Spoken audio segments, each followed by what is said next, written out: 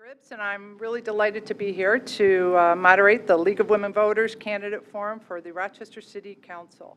The general election this year is for these positions will take place on Tuesday, November 7th. A little bit about myself. I'm a 29-year resident of the city of Rochester, and I work as a regional manager at DT Energy. And of course, I'm a member of the League of Women Voters Oakland area. So if you don't know about the League, a couple things. It's a nonpartisan political organization that works to inform you and encourage you to participate in government. We work to increase the understanding on major public policy issues and influence public policy through education and advocacy. The League hosts forums just like this one all around the state, and we hope that as a result you'll be more informed and be able to cast a responsible vote on Election Day. A voter guide has been created by the League of Women Voters and will be posted shortly, probably within the week, on the League's website, and that's lwvoa.org. At this time, I would like to remind audiences to turn off your cell phones and electronic devices so we don't get interrupted. And let me tell you a little bit about the upcoming election. The city of Rochester Hills is divided into 4 districts for city council positions. Tonight, we're talking to candidates that are vying for the at-large city council position, as well as District 4 city council position in the general election on November 7th. All residents of the city of Rochester Hills can vote in the at-large election. We have 2 candidates tonight who are running for 1 at-large seat. And we also have residents that live in District 4, which is basically the southeast corner of the city, will also get to vote for their district council person. The boundaries of District 4 are kind of approximately M59 to just north of Avon, Rochester Road to DeQuinder. By the way, there is a district map on the Rochester Hills website. It's rochesterhills.org, so you can always go there to check what district you live in. Also, for District 4, we have 2 candidates competing for 1 seat. All members of the City Council will serve a 4-year term. They receive a salary of $6,577, and they are term limited to 2 4-year terms. City Council does have the authority to adopt ordinances and resolutions, among other duties. So the candidates tonight have drawn for the order of speaking and will introduce themselves with a brief 1-minute opening statement.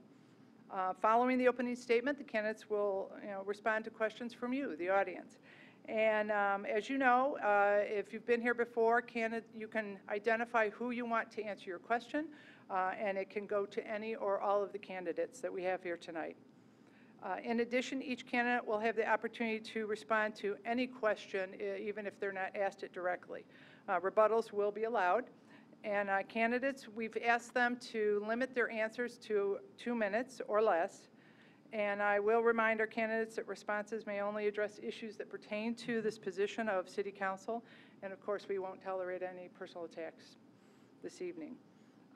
So, audience, I would ask that you hold your applause, comments, whatever, till the end of and conclusion of this program. And I would appreciate that.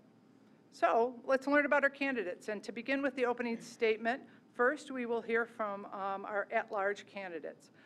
The first one to be selected to speak is Kevin Brown. Mr. Brown. Thank you very much. First of all, thank you to the League of Women Voters for hosting the event, and thanks to all of you for being here.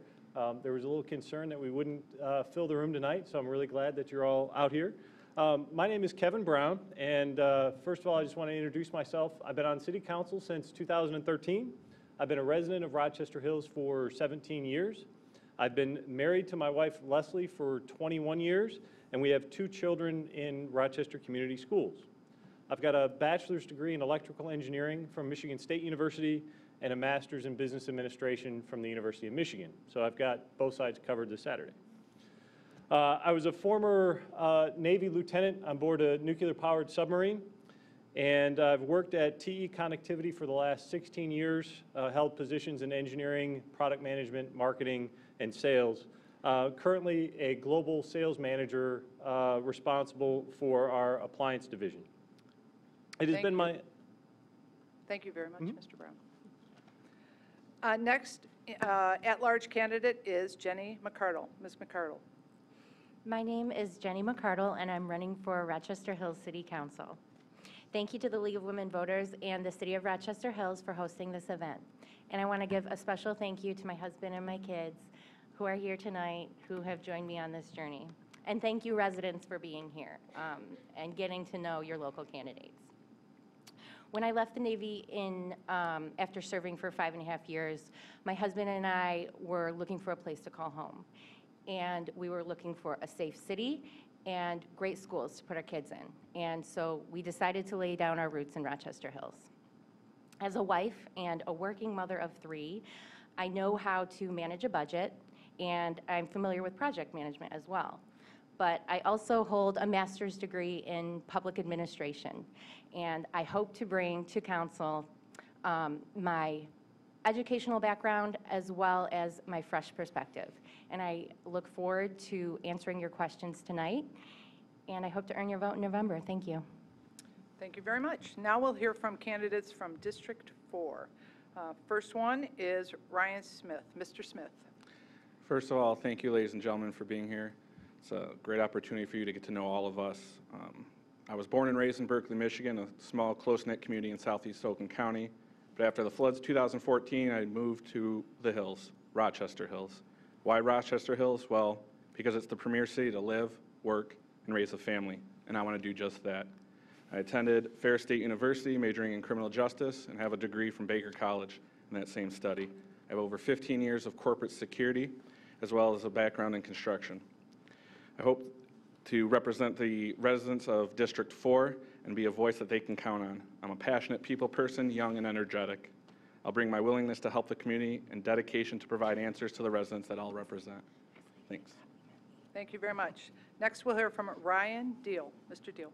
Good evening, and I'd like to thank the League of Women Voters and you, Carla, for hosting this tonight. And I'd like to really personally thank everybody for attending and participating in our democracy, both here and at home watching on television.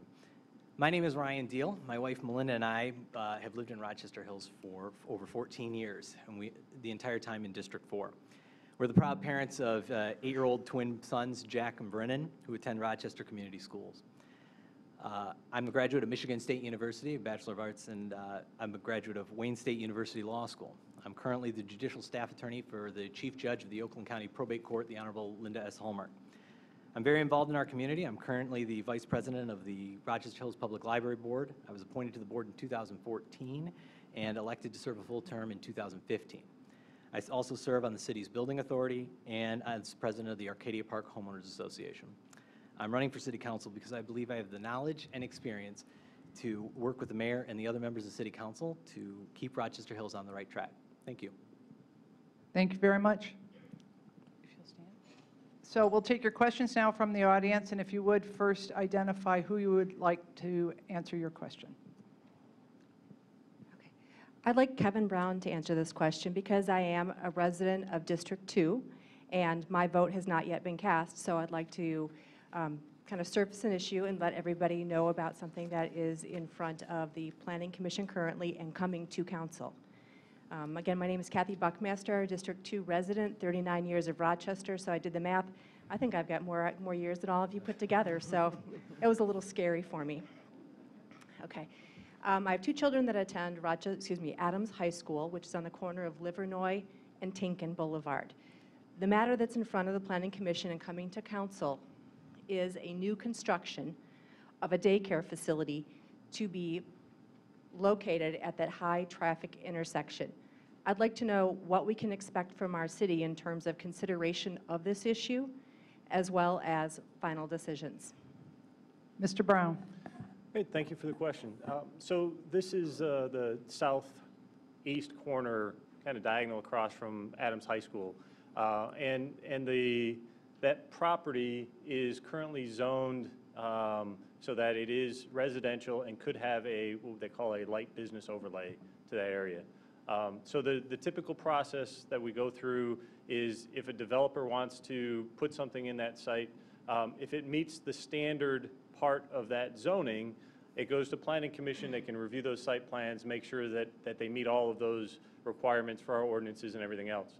In this particular case with a daycare, it requires a conditional approval from planning commission, well, from the council ultimately. But so it goes to the planning commission and they will review it. It has been there once already and had quite a good citizen turnout there to voice their concerns. Mainly is about traffic.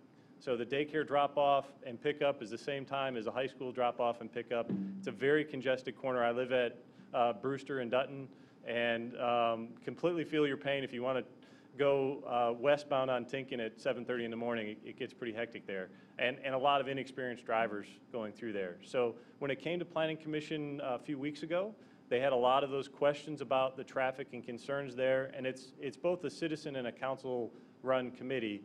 They redirected it so the developer that the petitioner for that is due back to give them some answers of how they would manage the traffic and control.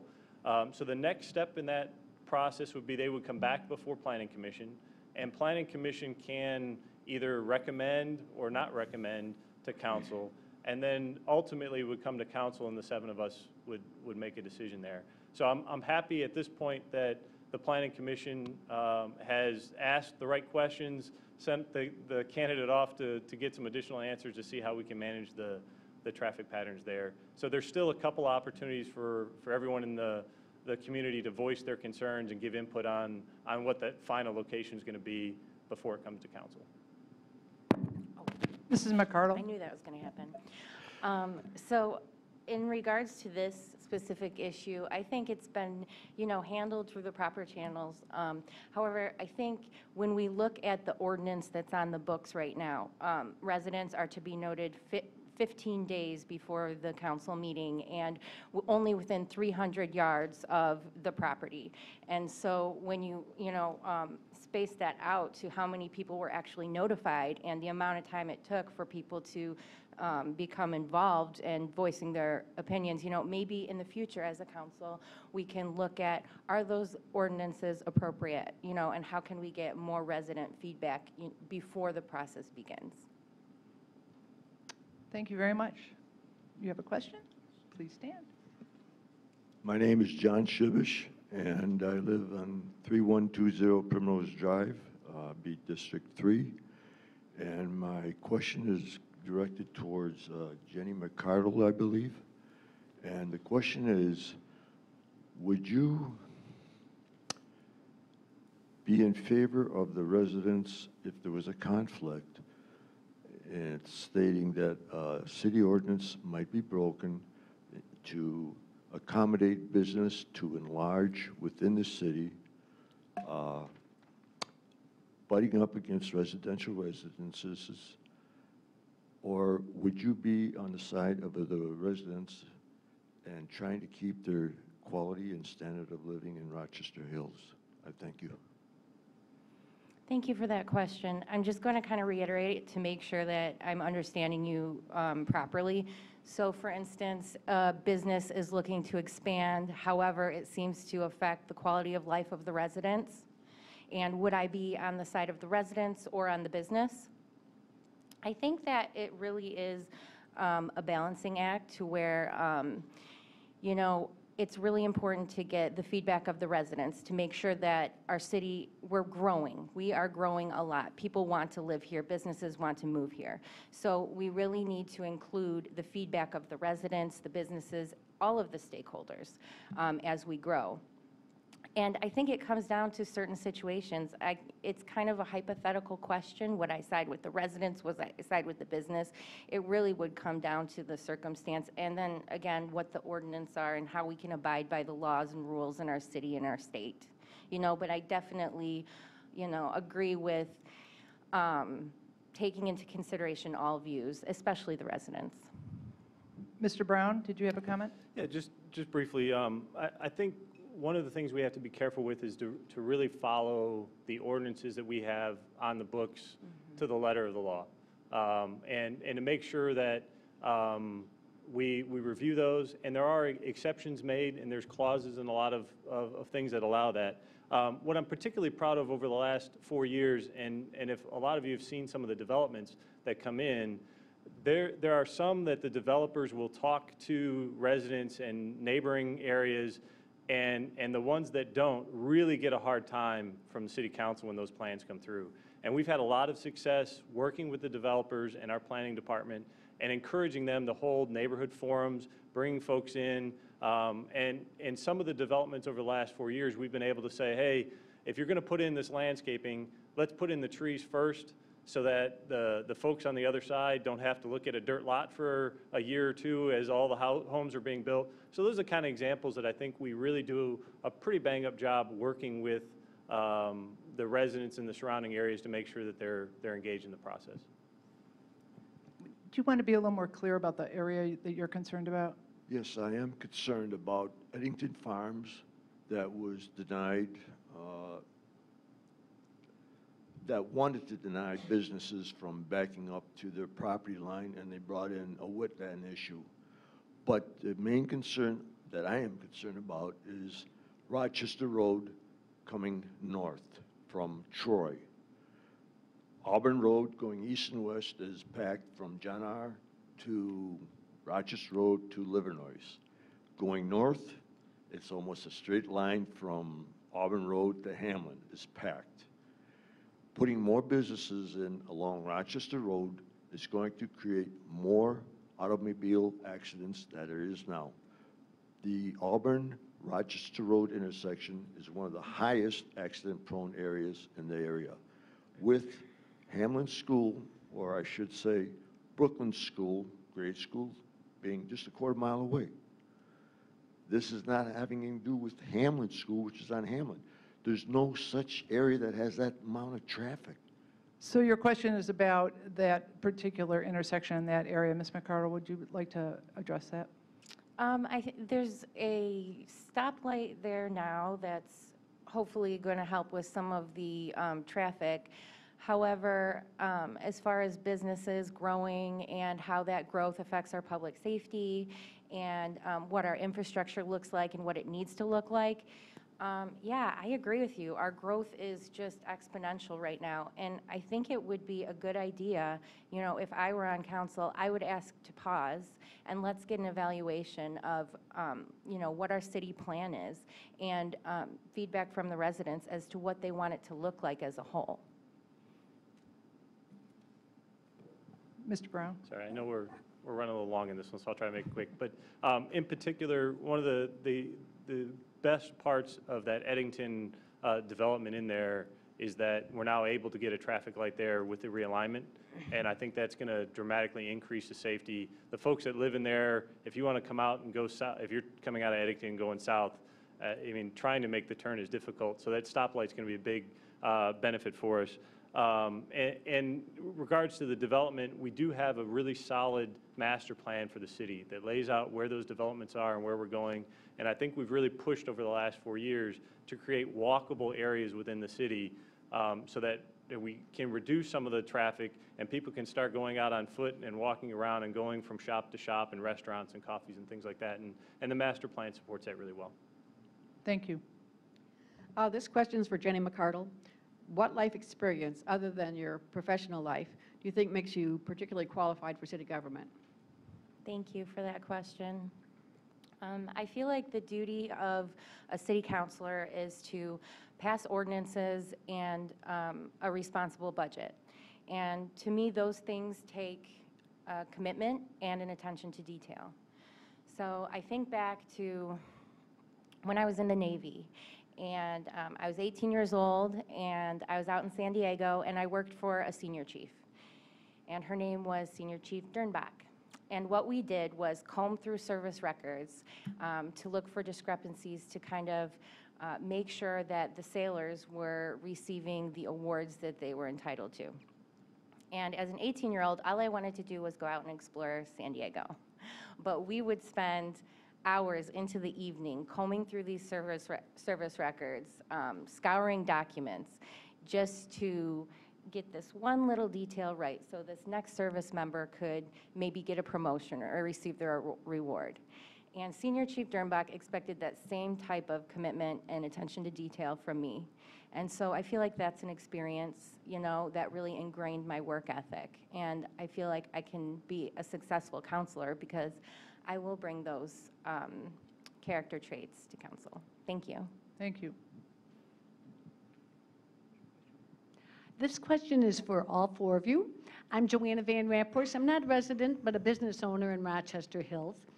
And after Charlottesville, perhaps you're aware, Mayor Barnett, along with 200 other mayors, signed a wonderful compact. It was the Mayor's Compact to combat hate, extremists, and bigotry. As you all know, our community is a very diverse community. In fact, we have over 60 religious institutions just in the greater Rochester area. What specific ideas or measures do you have to make our great community here even better by making minority people such as Muslims and LGBTQ people specifically feel safer, more valued, and included? Thank you. Thank you. Why don't we start with Ryan Smith? Mr. Smith. That's actually a great question. Rochester Hills is a great melting pot. There's so many different groups, different people here. That's what makes us unique. One thing I would like to see is more town hall meetings, or by district or by city. We have such great events, but let's get everybody involved, not just the same people who show up every day. But we as a council and we as a city have to reach out to our residents. It's not just Rochester Hills, but it's Rochester, Auburn Hills, Oakland Township. It's everybody, even into Macomb County. But we need to include everybody, because as Mr. Barnett signed that agreement, hate doesn't belong in anybody's city. Not mine, not his, not hers, and not Mr. Brown's. Let's all work together. Let's hear everybody's voice. Thank you. Ryan Deal. Yeah, I think that we really make Rochester Hills a more welcoming and open community by providing, a great quality of life for everyone. I've spent, the last few years on the Rochester Hills Public Library Board, and we provide a quality service to all the residents of Rochester Hills, and everyone that walks into the Rochester Hills Public Library is welcome there. And that's really, I think, what a community needs to do, is provide a good quality of life, excellent services and amenities. And when you do that, I think that you enhance the quality of life for everyone. So really, we need to, as a council, that's what we need to be focused on. Thank you. Mr. Brown. Thank you. I believe when you look at the surveys that Rochester Hills has done over the last few years of our residents, that we are a welcoming and a very open community. And overall, I think it's 99.59, something like that. It's a pretty high number of residents that are really happy to live here. And I think that's a sign that over the last 4 years, we've done a really good job of making the quality of life issues positive for our residents. Just prior to my joining council in 2013, we did pass a proclamation stating, Rochester Hills is against any type of discrimination, whether it's by race, creed, sexual orientation, anything. And I stand by that, and I think our city supports those values. And if you look at the mayor's address at the state of the city and the amount of diversity of the groups that were there performing, it really shows that culture that we're bringing together. Being kind of the center area, we've got automotive surrounding us, and there's all kinds of global integration there. We're seeing a lot of diversity in the community, and I think our state of the city represented that. With the most recent budget, we voted to add 2 additional Oakland County sheriffs. That's 3 total in my term on council, and one of those is designated to be a liaison officer. And I think some of the actions that we've seen and a lot of the issues around the nation, having that community liaison officer back, and amazingly enough, we were able to bring those 2 without any additional taxes or cost to our residents. But we can add that function into Oakland County Sheriff's, and I hope it bridges that divide with our men and women that serve in the Oakland County Sheriff's Department and help keep us safer as well. Thank you. Ms. McCardle. So yeah, I think we have made some headway as far as making people feel comfortable here in the city. However, I think we could do better. If you talk to, the average minority person in our city, I don't think that they would say, yeah, our State of the City address just made me feel so great, you know. People are facing real issues of feeling discriminated against, and those should be brought to light, you know. And I think we could do that by promoting groups like GRAIN, the Greater Rochester Area Inclusion Network. Joanna actually runs that group, and they're going to be having a prayer breakfast coming up soon where they're inviting all different religions. You know, we have mosques in our city, we have churches, we have all different faiths, all different types of people. So yes, we need to kind of bring those people, you know, out of where they're at so we can all be comfortable in having a conversation together. I lost my train of thought. Let's see.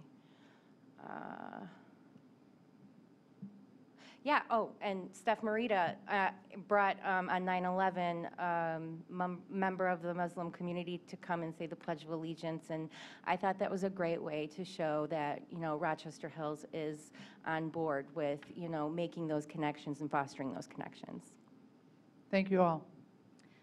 Hi, this question is for all four of you. I live in District 2, but if you're elected in District 4, you're on the City Council, you'll be making decisions that affect me.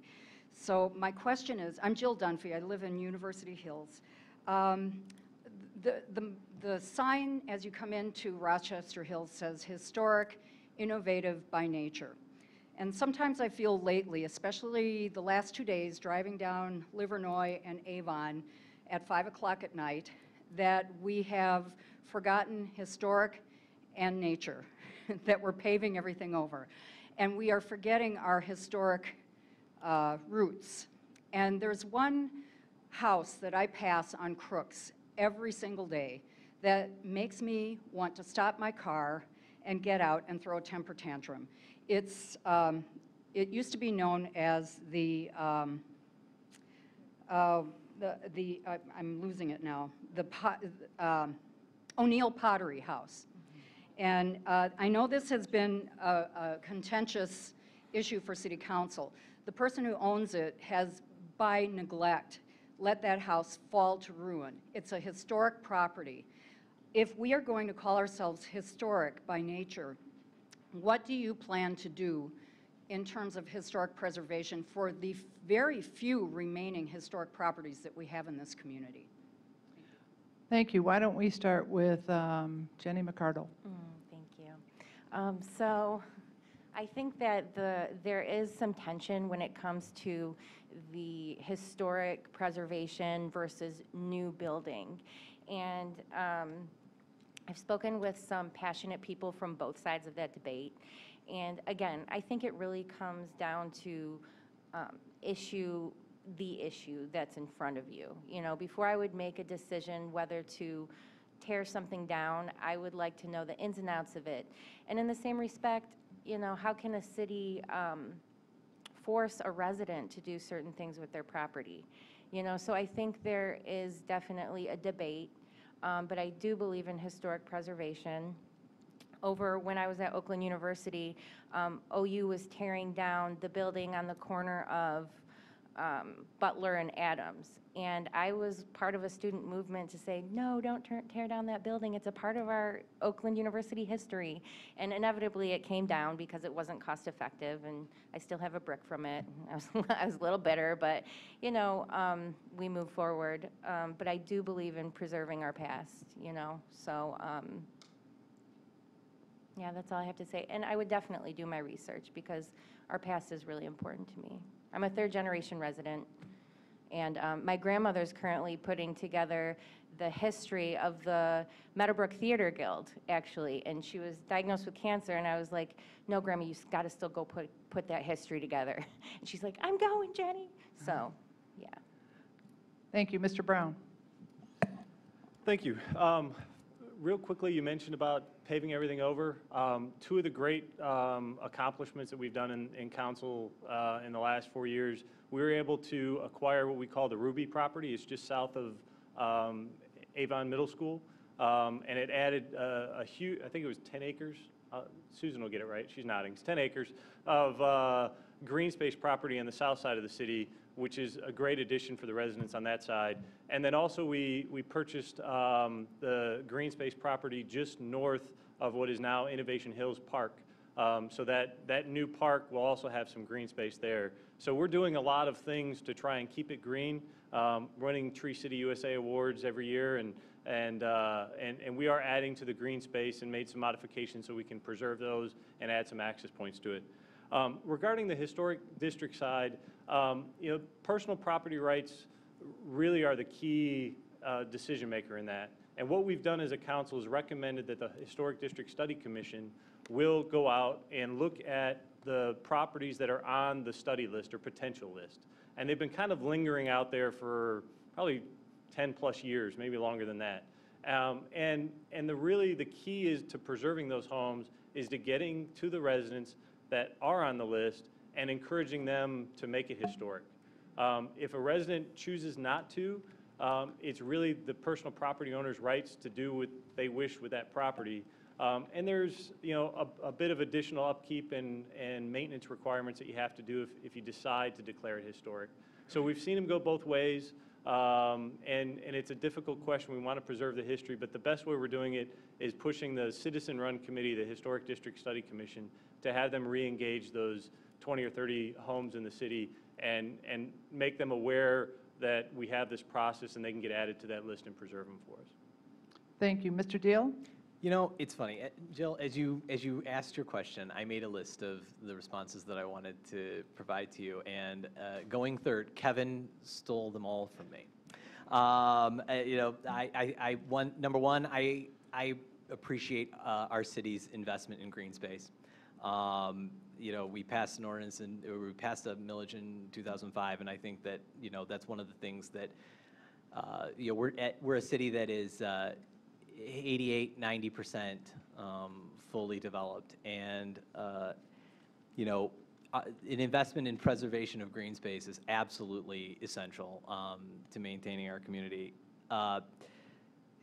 Once again, the Historic District Commission, I think that's exactly the route to go.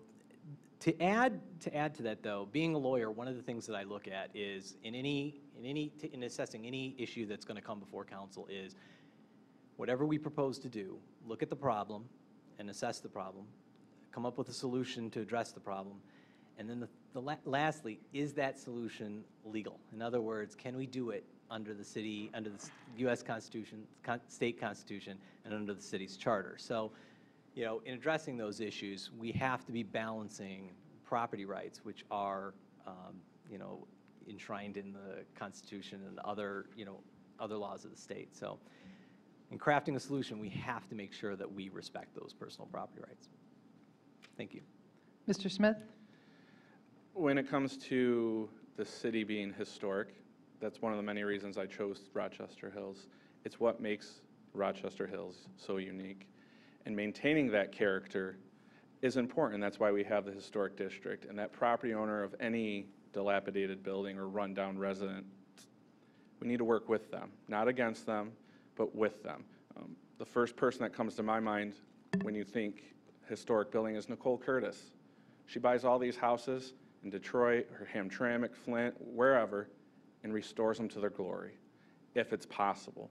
Now, obviously, finances play a huge role in that, but that's where we need to be innovative. Let's find funds. Let's find Habitat for Humanity. Let's find a house for a veteran, whatever. But Rochester Hills, we all moved here for that charm and that small town feel, but big city living. So I would love to see the historic people, commissions work together. Yes, property owners have their rights, but at the same time, we all live in the community, so let's work together and solve that issue. Thank you. And your question is for? My question is only for the non-incumbent candidates up there, the three of you. In my opinion, the single most important thing that council does is to review, comment, question, suggest changes, and finally approve the forthcoming year's budget. This city's annual budget is publicly presented in two documents, the budget plan book and the technical appendices. My two-part question is, one, have you deeply reviewed both of these documents? Yes or no will do as an answer.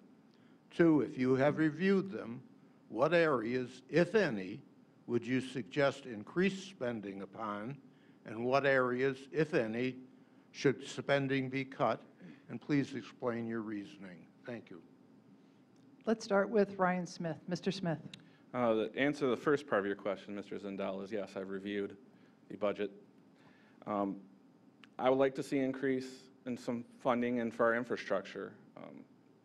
In 2014, I lost 90% of my belongings because the city of Berkeley had inadequate drains.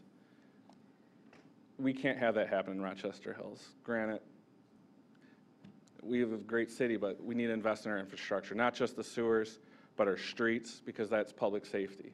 If that ambulance or police car needs to get to where it needs to go, it needs to get there quick. And when seconds count, our roads are vital. We all remember back in 2004, pretty much the northeast part, we all lost our power. Critical infrastructure. We need to make sure that, we need to be innovative though. Let's harness our wind, our water, and the sun, if it's financially possible. But if it's not, then let's invest in what we got. Thank you. Mr. Deal. Thank you for your question, Mr. Zendel. You know, in answer to your question, yeah, the first part of your question is yes, I've reviewed the budget and all of its appendices. And you know, in looking at it, it really is an exemplary budget. It reflects the priorities and values of our community that, as set forth by City Council. A couple of things that I would, you know, if I were in a perfect world, like to see is stormwater maintenance. That's an issue that has been on council's agenda and needs to be addressed. So that would be probably a number one. But in reviewing the budget, it is an extremely solid budget. I've been working, you know, I've been on the finance committee for the library for the last 3 years now, and you know, so I have experience and knowledge in reviewing these types of budgets for municipalities. I've been through the city audits for the library, and I have to say I am consistently impressed with our city's budgeting, particularly with their 3-year rolling budget, which is reviewed annually, and their 7-year forecast. That I really think is an innovative approach to budgeting. And while no forecast can be complete, we can't predict that far in the future. It's an amazing tool that we have to look at what our future priorities are and our future goals are. So overall, I am very pleased with our budget. Are there some things that I'd like to work on City Council? Absolutely, and the stormwater maintenance is an absolute priority. But to be fair, that is already on Council's agenda, and I look forward to working on it. Thank you. Ms. McCardle. Hi there. So yeah, I think the budget, I did review it, yes, and I was here for the 6-hour budget meeting, which brought us all closer together. And some people might get that joke. Anyway, so as far as what to increase, I feel like we're spending the right amount on the priorities of the residents. There are surveys that went out and residents seem to respond, and our budget matches up with that, and I agree with that. As far as decreasing, you know, and everything Ryan Deal said, he stole the words out of my mouth, so I agree with that, including the stormwater. I'm on the Public Safety and Infrastructure Technical Committee, and our last few meetings, we were talking about ways to be able to pay to enhance our stormwater facilities, whether it's a fee, whether it's a millage, or some third way. So those are definitely top on my list when I come into council. But as far as decreasing, I'm not really sure what I would decrease at the moment. We seem to be doing well, except for right now we have a $27 million fund balance, general fund balance, and that might be the right number for Rochester Hills, but I would like to see that number evaluated. Current standards say no less than $5 million. Do I think $5 million in our general fund is good? Probably not, but you know, I'd like to know whether or not that $27 million budget, because I don't like holding on to taxpayer money and not really having it earmarked, you know. So that's one thing. I'm not sure if we decrease, but I'd definitely like to review when on council. Mr. Brown, you have a comment? Yes, if I could just rebuttal a couple of things. And Mr. Zendel, since you didn't ask me, I won't answer your question. But I just want to point out a couple of things. Over the last 4 years, and if you think back to 2008, 2009, Mayor Barnett and the council at the time made a specific decision to defer some of the road maintenance and infrastructure so that we could maintain some of the other city services during the downturn. And during my time on council, we've pushed into, and Mr. Schneck, I thought I saw him earlier, he probably grumbles that we put $5 million of local road work in and kind of push that department to the limit is about as much as we can really accomplish in a summer season. So we're really pushing that infrastructure, and I don't want to leave the residents the impression that we're not. There are some, I see Mr. Weber's in the crowd, Representative Weber, that there are some bills for stormwater or utilities in the State House going through now that may assist us with some of those infrastructure issues. And one of the great things that we've been able to accomplish as a greater community is the North Oakland County Water Authority, which was able to kind of trade off the volume versus the time of use on water and saved our residents nearly $3 million of utility bills over the last few years. So some pretty strong accomplishments and results. In regards of our general fund, we really take that position as, you know, Rochester Hills wins a lot of awards for our budgeting, and afterwards, instead of going up the stairs, if you hang a left, you can see a wall full of plaques about our budget capabilities, 3 to 5 year planning. And we've asked Mr. Snyder to take a look at what the right target number is for that $27 million. But we are the most financially secure city probably anywhere in Michigan, and I would say we're in the top rankings nationally there. And that allows us to maintain those economic downturns, and the next recession will come. Hopefully it won't be as bad as 2008, but having that money in the general fund will protect our residents and provide those services without us having to adjust tax rates during a downturn and further stress the situation. Thank you. Mr. Deal? 2 comments regarding the fund balance. Right now, we are at $27 million in the fund balance, but it's projected to, by 2020, be spent down to about $20 million. Now, originally, that was a little bit of a concern to me to see the fund balance going down, but if you look, that fund balance is being responsibly spent on the capital improvement items that the city has scheduled. That's a responsible use of a fund balance. I also wanted to point out that, you know, the city has a fund balance, a reserve/fund balance policy that was passed in 2009 that sets the general fund balance at about 20% as a target. I think that's a really reasonable target. At the library, we have a fund balance target that we like to set at about 6 months of annual operating revenue is what we usually use. And, you know, I'm well aware, in fact, if you look at a proper use of a fund balance going towards your physical plant, at the library, we used fund balance to construct the addition onto the library without, you know, having to come to the residents for more taxes. So I think that right now, even though you'll see that they are dipping into the fund balance, but that is a responsible use of that money because they're going towards targeted projects that are part of City Council's further goals. Thank you. Ms. McCardle? Right, and I agree, we are a very financially responsible city with brilliant people as department heads who make these decisions, you know, and even talking with our CFO, you know, he agreed with me that it was something that we should, you know, take another look at. And just to be a responsible servant of our residents' money, you know, so I don't think we need to jump to start defending, you know, things. I think it's important to actually bring to light what we have, let residents know, and always go to reevaluate and always keep learning. What's the best way for Rochester Hills? Thank you very much. And your question goes to? Hello, my name is Dr. Ted Golden, and my question is directed to all the candidates, and the topic is marijuana. And I would like your response in 4 specific areas. Two would concern votes. How did you vote on the medical marijuana issue, and how will you vote if the recreational issue comes on the ballot? And what is your position on the business of medical marijuana in this community, and also if recreational marijuana is approved, what would your position be on that? Thank you.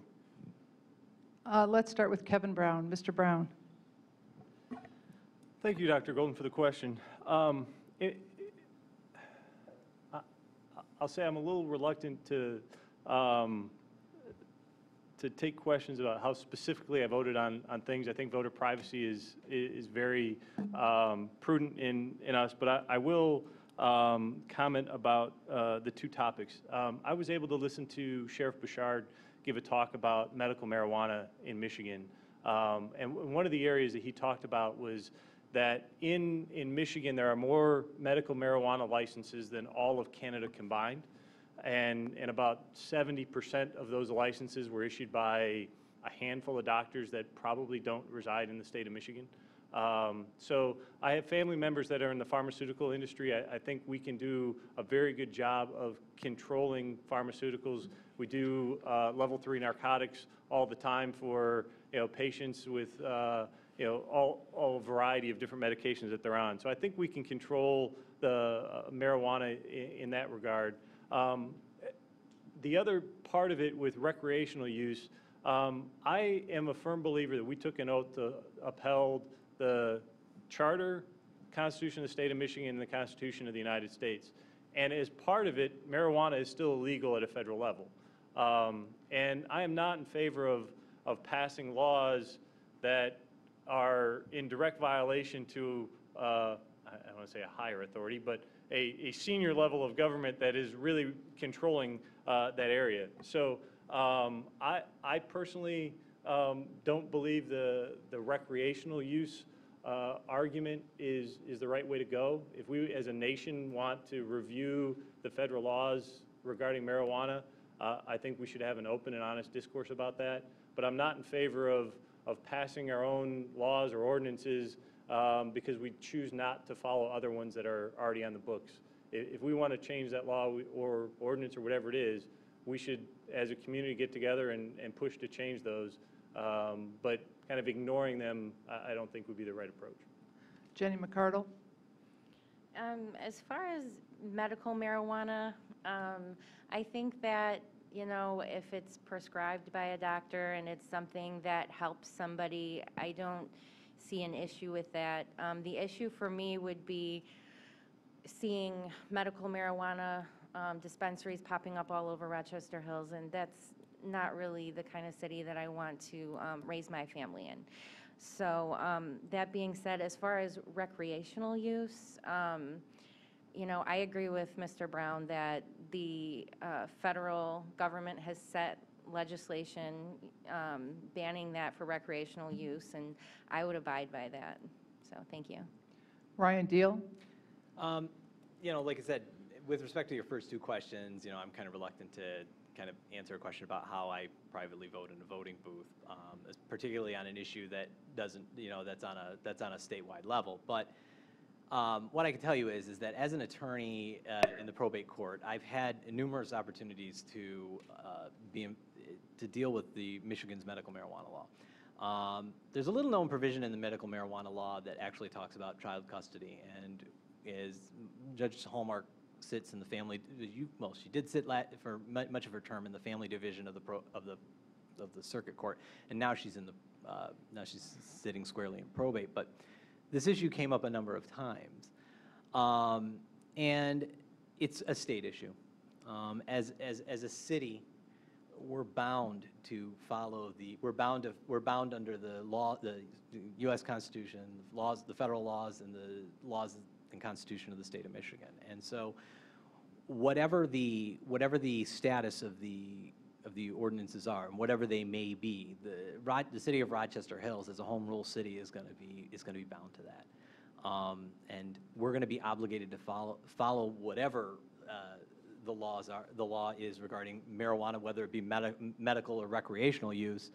We're going to be bound to follow that. otherwise, we could be on the wrong end of a lawsuit. And so really, that's what we have to be vigilant about, is making sure that we're working squarely within whatever the law of the state is at the time. Ryan Smith?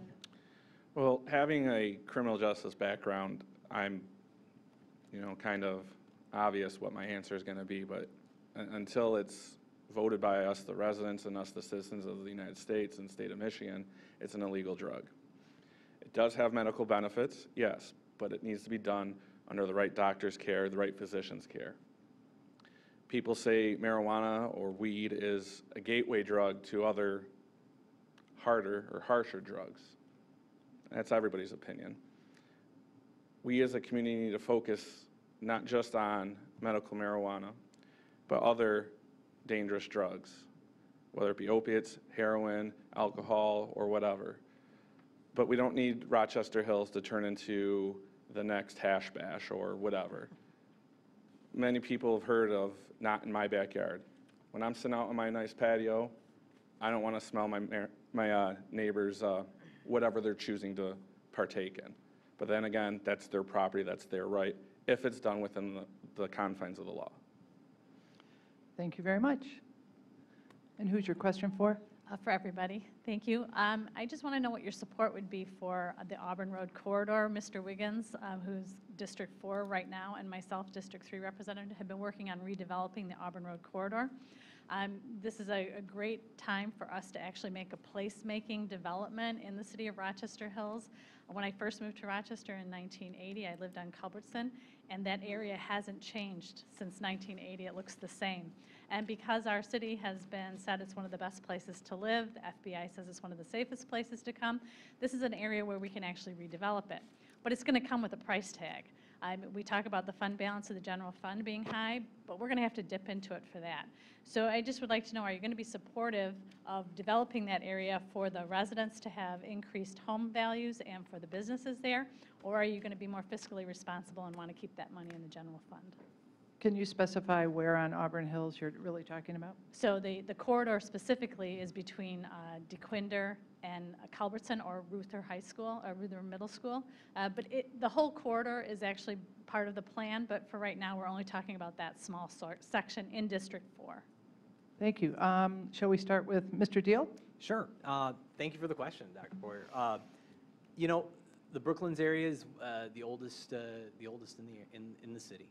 And I think that it stands to reason that it would be the first in line for redevelopment.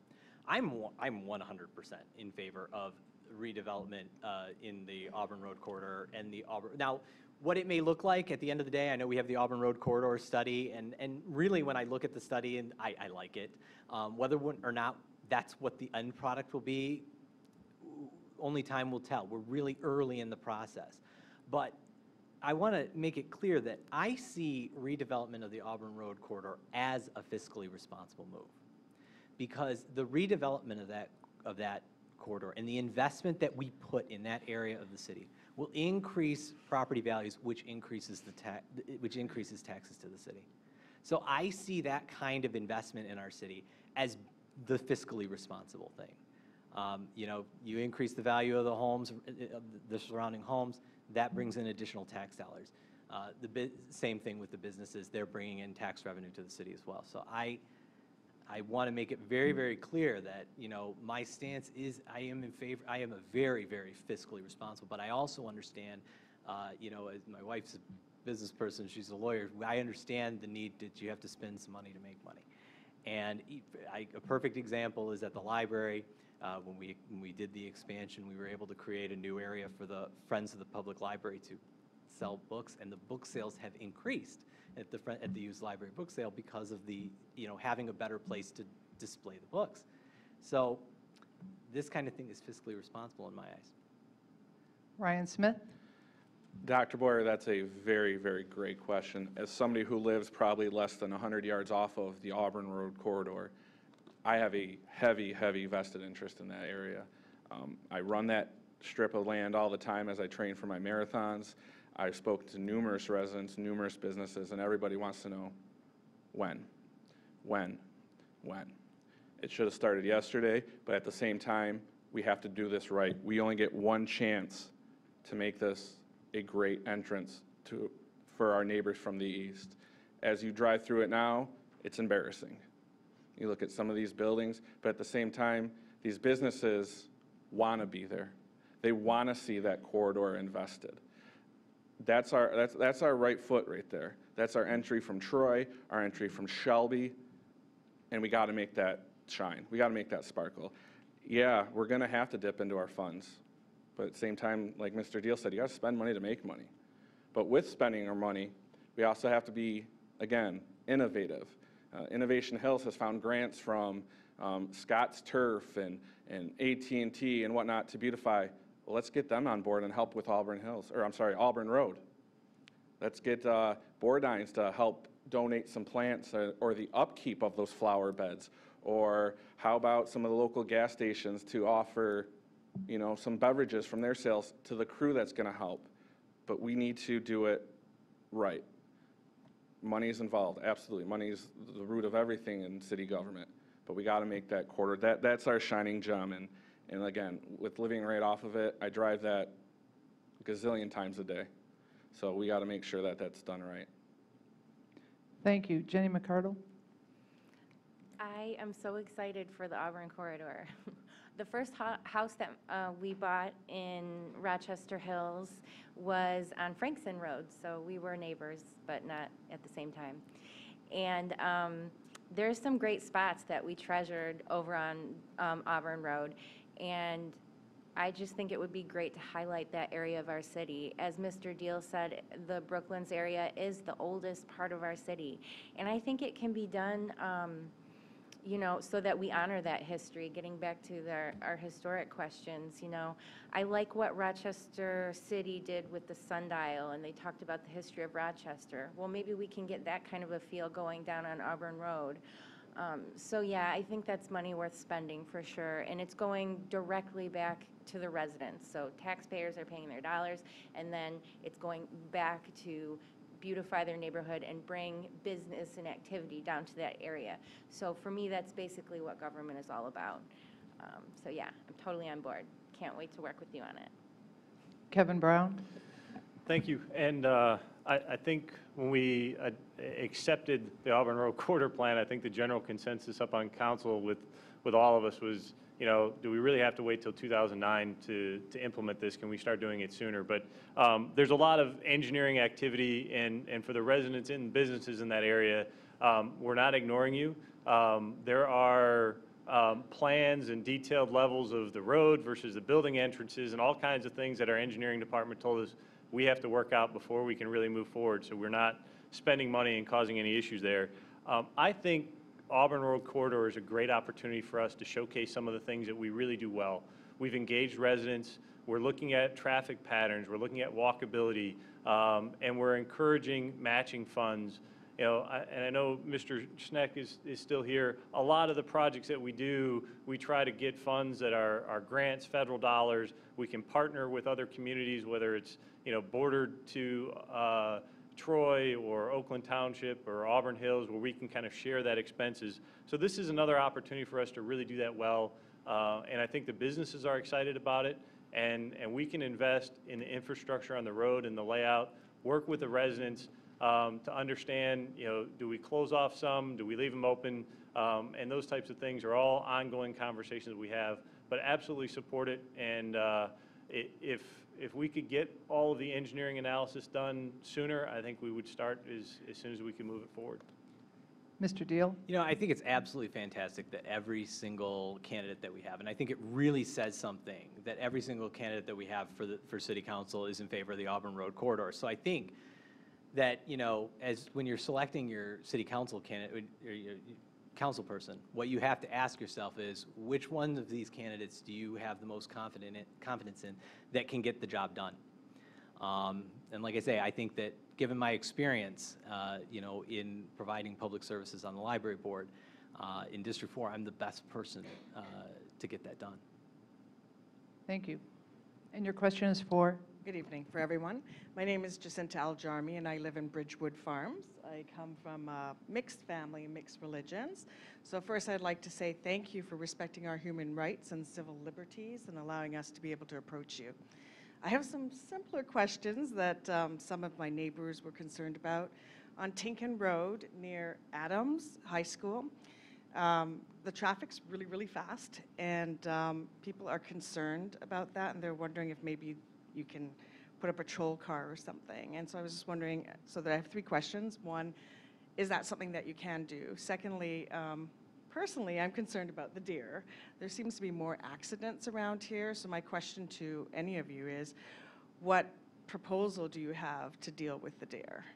And the last question, you kind of touched on it, but it was about the water. Do you have any specific plans to lower the cost of water in Bridgewood Farms in particular? Thank you. Okay, thank you. How about Ryan Smith? Let's start with you. Well, the sheriff office is phenomenal. If you have an issue, call them up, they'll address it, or email your district representative or the mayor. I've done that several times in my neighborhood. Auburn John R has been under construction for, it seems like, forever, and everybody's cutting through neighborhoods. And I get that. We got places to go, but we have to respect our neighbors and the speed. So if there's an issue, call Captain Johnson or whatnot and get that addressed, because last thing we want to do is make the news for something that's preventable. For water, absolutely, I don't want to pay a high water bill. I know the city's worked in conjunction with a lot of different groups to buy in bulk or use off-peak times to keep those costs low. When it comes to deer, we have to educate ourselves. Deer can't read those signs that say deer crossing. We have to be on the lookout for them. The biggest thing to keep them out of your yards, plant daffodils instead of tulips. But at the same time, we have to respect that we moved into their territory. They don't understand what a vehicle is. They don't understand what a bulldozer is or a giant Mack truck. So we need to respect them. And some ways to do that is through our deer management program that we have within the city. Signs that are posted for us, the drivers, they need to be clear that it's a high traffic crash area. Also work with the sheriff's office to maybe increase patrols, just so the fact that you see that patrol car, you're automatically going to slow down. Because I don't want to see those red and blue lights behind me, and definitely don't want to see that deer sitting next to me either. Ryan Deal? First of all, with your question regarding traffic, as you know, we have a traffic advisory committee in the city, and that's one place that issues can start. I actually sat on, when I was in college at MSU, I sat on, they had a transportation commission there, and I sat on the transportation commission as a college student. And it was a really good opportunity for me to learn a lot about traffic patterns. When I lived in Troy for a time, and I was on the traffic committee in Troy. And so I studied a lot about, I know a lot about traffic and traffic calming measures, and like I say, the traffic committee is a great place to start with questions like that. The other thing that you have to look at is the Rochester Hills has 3 types of roads.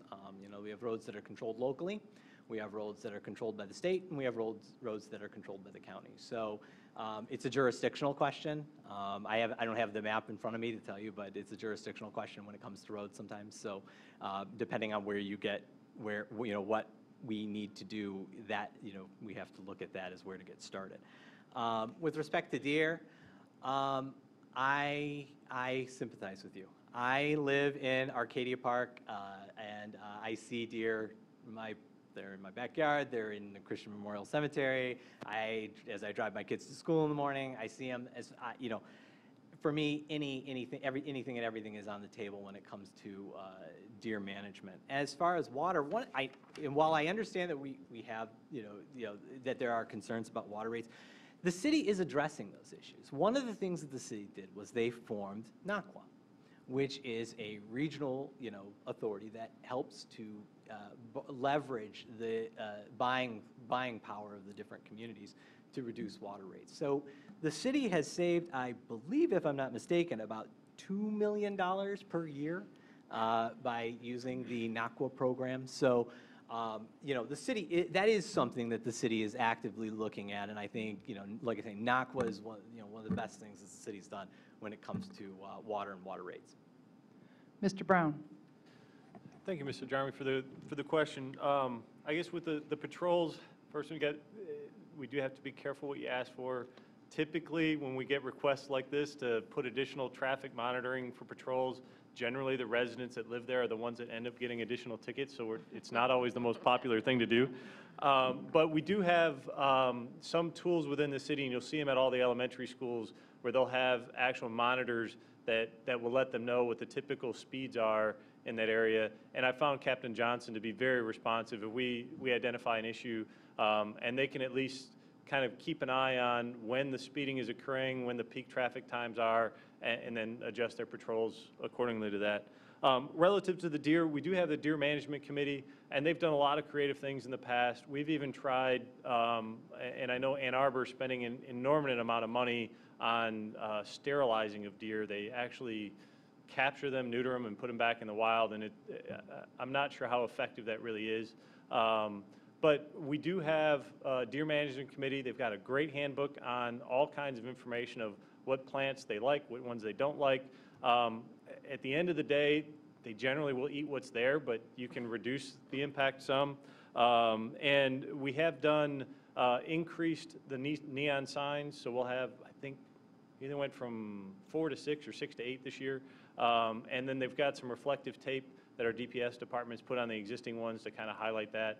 And we've also eliminated the veer for deer thing, and I think now they say don't swerve, because people didn't really know what veering meant when the deer were there. So we've done as much as we can there. I don't think we're going to go back to the time where we're thinking about a deer culling within the city limits.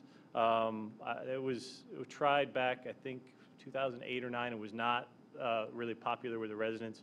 So at this point, it's more managing the deer and doing the best we can. And we will get an aerial coverage done over the winter if we get enough snow to kind of see where the deer count is.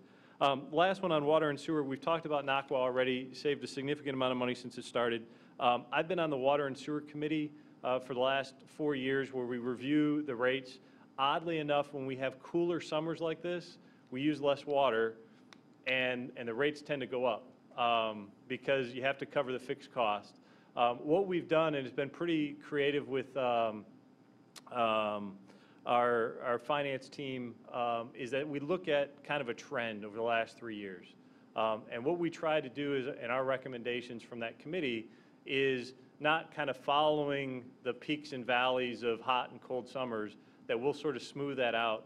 And then we have a reserve fund that the city maintains. So some years we actually bring in a little more money than is required, and then the years that we don't bring in enough, we kind of dip back into that fund.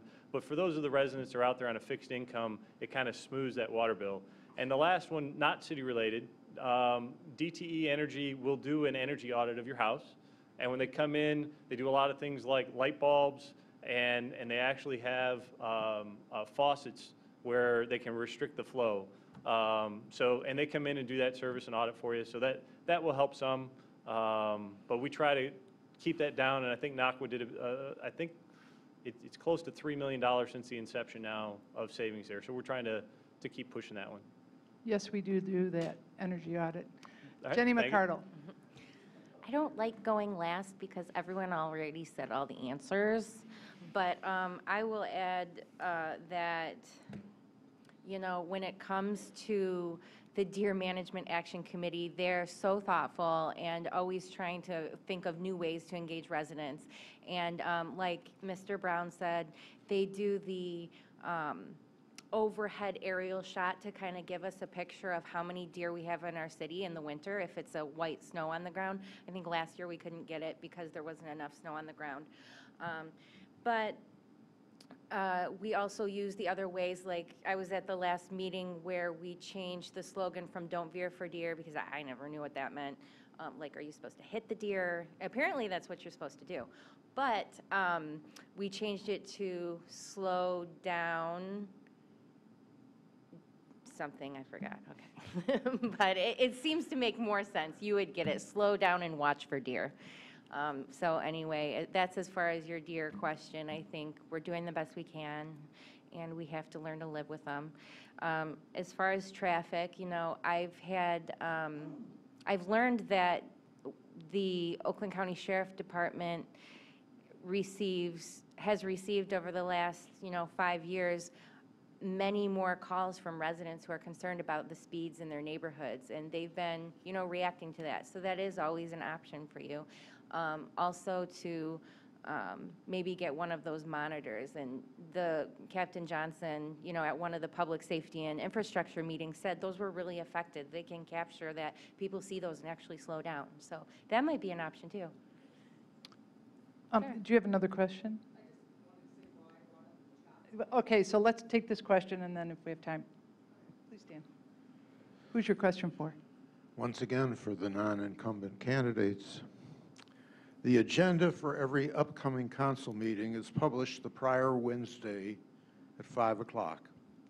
Assuming you have read some or all of them, have you then attended any meeting to comment, question, approve, or disapprove of any agenda item this year?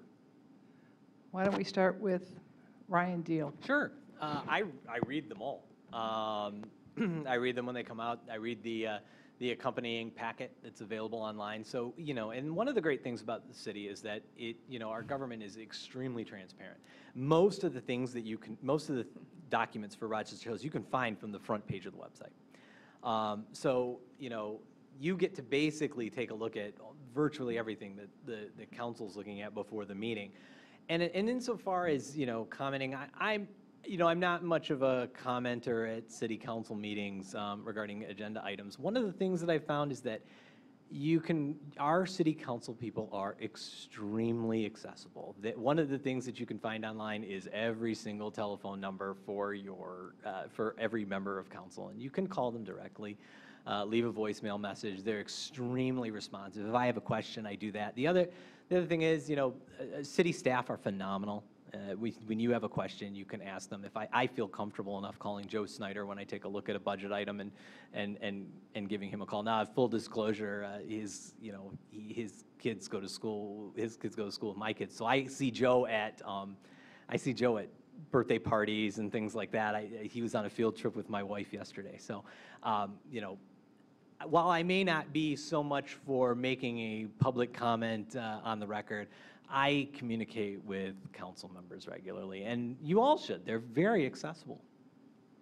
Ryan Smith? Mr. Zendala, absolutely. I read those every Wednesday when they come out. I subscribe, as a matter of fact, so I'm emailed them regularly. I get them on my watch, my phone, my computer. I'm always ready to read them, and I do read them. It's the best way to be informed of what's going on in your city. And I have spoken up at council meetings, and I've also, as Mr. Deal said, they're all readily available by phone, email, or if you even see them prior to or after a council meeting to address an issue. There's also the subcommittee meetings that hold their regular meetings, so if there's something on that upcoming agenda, I always try to make a point to either email it or speak with them about it. Great. Jenny McArdle? Yes, I read the agenda meetings, and I do attend most of the city council meetings. I may have missed a couple this year, but yeah, I attend, and I do comment when I see fit. Oh, yeah. Okay. Well, He already gets them. I don't know, can you hear me on this mic? Okay, good. Well, thank you very much, candidates. Now it is time for our 30-second closing statements. We'll go in the reverse order, and that means we'll start with the at-large candidates, but we'll start with Jenny McArdle. Ms. McArdle. All right.